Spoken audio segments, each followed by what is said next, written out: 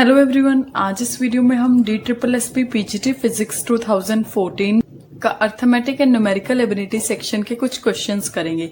कुछ क्वेश्चन मैं already discuss कर चुकी हूँ, उस वीडियो का लिंक आपको डिस्क्रिप्शन बॉक्स में मिल जाएगा। Let us start our first question in this video. If the simple interest on a sum of money for 2 years at 5% per annum is ₹50, इसमें आपको simple interest 50 rupees दिया हुआ है। What is the compound interest on the same rate for the same time? हम इसमें compound interest find करना है। Rate हमारे पास कितनी है? 5%। इसको हम फ्रैक्शन में कन्वर्ट कर लेंगे तो ये कितना आएगा? 5/100 which is equal to 1/20. It means 20 rupees पे 1 रुपीज इंटरेस्ट बनेगा, तो आपका टोटल कितना हो जाएगा? 21 रुपीज हो जाएगा। ठीक है, ये 1 ईयर के लिए। जब 20 रुपीज आपका प्रिंसिपल है तो 1 रुपीज उस पर इंटरेस्ट लगेगा, टोटल 21 हो जाएगा। आफ्टर 2 ईयर, क्योंकि इन्होंने 2 ईयर बोला है तो हम इसको क्या करेंगे? 2 टाइम्स मल्टीप्लाई करेंगे, इट मीन्स स्क्वायर करेंगे। ठीक है, और यहाँ पे भी स्क्वायर करेंगे। अगर यहाँ 3 ईयर होता तो हम क्यूब करते। ठीक है, इट मीन्स 2 ईयर के बाद आफ्टर 2 ईयर 400 रुपीज पे क्या है? 41 रुपीज का इंटरेस्ट लगेगा। CI कंपाउंड इंटरेस्ट 41 रुपीज का। ठीक है, बट हमें अभी प्रिंसिपल की वैल्यू पता नहीं है। ठीक है, प्रिंसिपल कैसे फाइंड करेंगे? सिंपल इंटरेस्ट हमें गिवन है, simple interest multiply 100 divide by rate into time. ठीक है, सिंपल इंटरेस्ट 50 है, मल्टीप्लाई 100, रेट आपका 5 है, टाइम 2 ईयर्स का है, तो ये आपका क्या आ जाएगा? 500। प्रिंसिपल 500 है इसमें। इट मीन्स जब 400 आपका प्रिंसिपल होता है तो आपका 41 कंपाउंड इंटरेस्ट बनता है। ठीक है, अगर 1 रुपीज प्रिंसिपल होता 41/400 कंपाउंड इंटरेस्ट आता।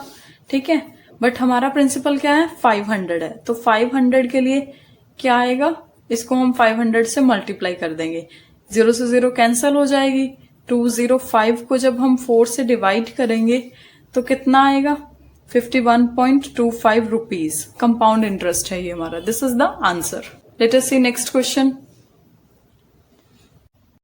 Next question. From a point of P on a level ground, the angle of elevation of top of tower is 30. ये आपका ग्राउंड है, ये कोई पॉइंट P है। यहां से सपोज कर लीजिए ये हमारा टावर है। ठीक है, यहां से P पॉइंट से जब हम ऊपर की तरफ देखते हैं तो ये एंगल हमारा 30 डिग्री बनता है। ठीक है, टावर की हाइट हमें 100 मीटर गिवन है। अब हमें P पॉइंट का फुट ऑफ द टावर से डिस्टेंस निकालना है, मीन्स कि ये निकालना है। X हम इसको लिख सकते हैं। ठीक है,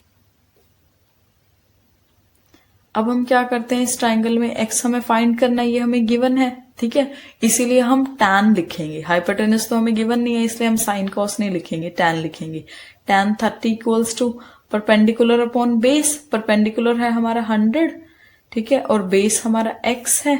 X हमारा यहां आ जाएगा 100 अपॉन tan 30। tan 30 कितना होता है हमारा? 1/√3। तो क्या आ जाएगा? 100√3। 100 मल्टीप्लाई √3 कितना होता है? 1.73। इसको मल्टीप्लाई करेंगे तो 173 आ जाएगा। ये हमारा आंसर है। ठीक है, let us see next question. Next question है, what will be the least number when the doubled will be exactly divisible by 12, 18, 21 and 30. It means हमें एक ऐसा नंबर फाइंड करना है जिसका डबल करेंगे तो इन सब नंबर से कंप्लीटली डिविजिबल होना चाहिए, मतलब कि इन सब का एलसीएम होना चाहिए। तो हमें एलसीएम अपॉन 2 फाइंड करना है इसमें।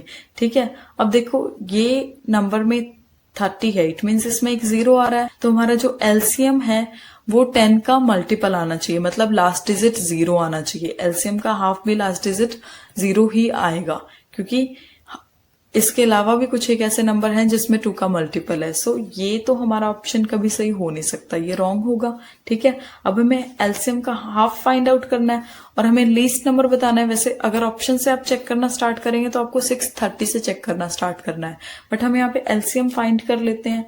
ठीक है, एलसीएम कैसे फाइंड करेंगे हम? सबसे पहले इजीएस्ट मेथड, एक तो बेसिक मेथड जो स्कूल से आप फाइंड करते आए हो वैसे भी फाइंड कर सकते हो। एक हम यहाँ पे क्या करते हैं, 30 के फैक्टर्स लिख लेते हैं। 6 × 5 होंगे 30 के फैक्टर्स, ठीक है, 6 5 30। अब हम 30 को तो हमने लिख लिया, बाकी नंबर्स देखते हैं।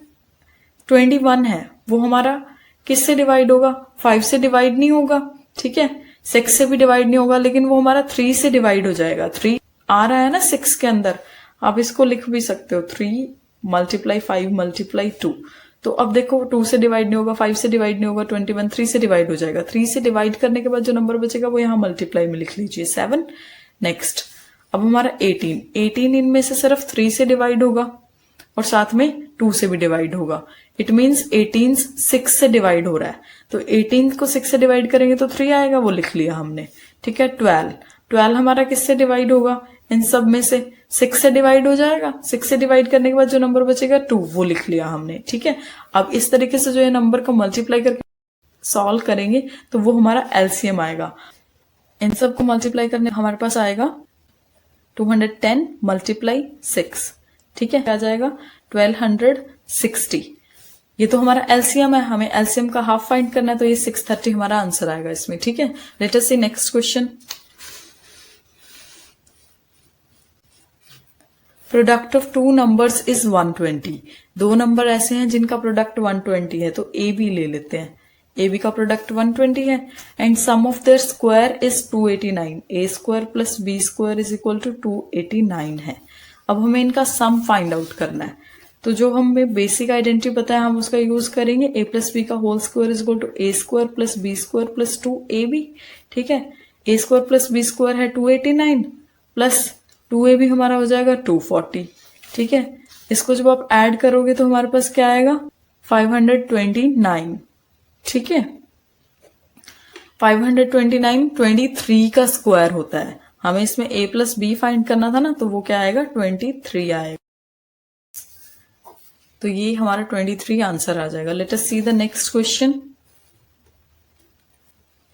How many seconds will a 500 meter long train take to cross a man walking with a speed of 3 km/h in the direction of moving train? इधर हमारी ट्रेन मूव कर रही है, इसी डायरेक्शन में हमारा मैन भी मूव कर रहा है, ठीक है। डायरेक्शन सेम होती है तो हम स्पीड्स को माइनस करते हैं, 63 - 3 आ जाएगा, दैट इज 60 km/h और डिस्टेंस हमारा है 500 मीटर।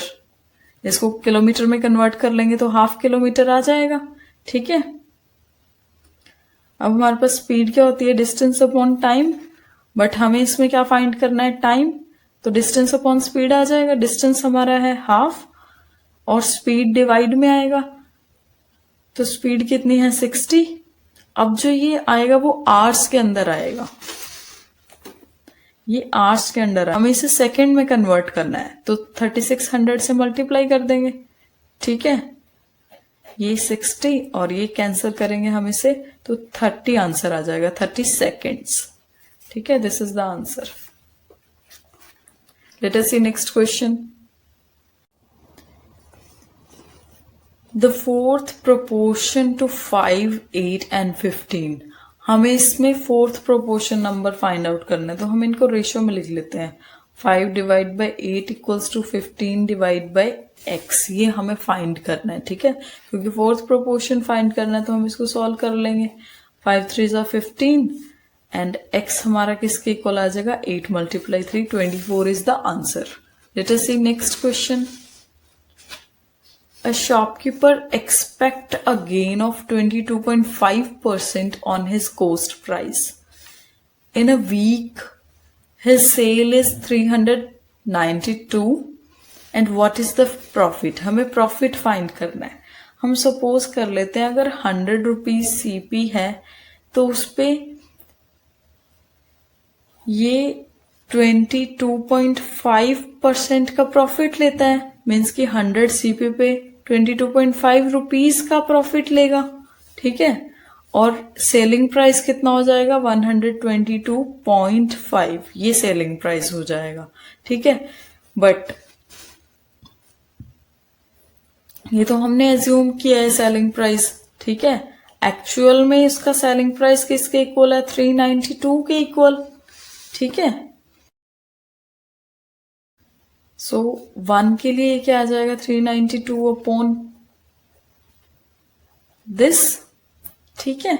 अब हमें क्या फाइंड करना है, व्हाट इज प्रॉफिट, प्रॉफिट कितना था, यहां जो हमने एज्यूम किया था उसमें 22.5 प्रॉफिट ले रहा है ना ये, तो 22.5 रुपीज जो हमने एज्यूम किए थे वो इसके कितने रुपीज के इक्वल आएंगे, 392 अपॉन 12.25 इंटू 225, और साथ में ये डेसिमल यहाँ पे, ठीक है। अब ये डेसिमल और ये डेसिमल कैंसिल आउट हो जाएंगे।